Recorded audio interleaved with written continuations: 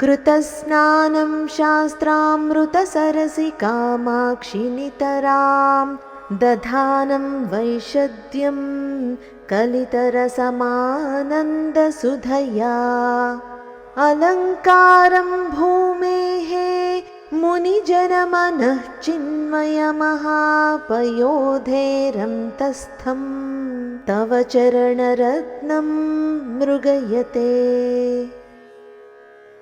कृतस्नानं शास्त्रामृतसरसि कामाक्षि नितरां दधानं वैशद्यं कलितरसम् आनन्दसुधया अलङ्कारं भूमेः मुनिजनमनः चिन्मय महापयोधेः अन्तस्थं तव चरणरत्नं मृगयते।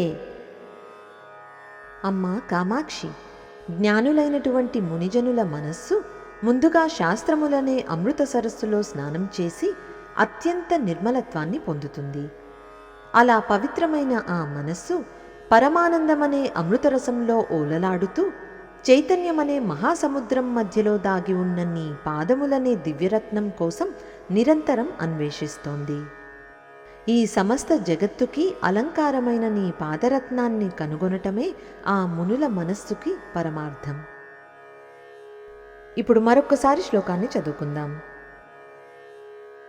కృతస్నానం శాస్త్రామృతసరసి కామాక్షి నితరాం దధానం వైశద్యం కలితరసమానందసుధయా अलङ्कारं भूमेः मुनिजनमनः चिन्मयमहापयोधेरन्तस्थं तव चरणरत्नं मृगयते।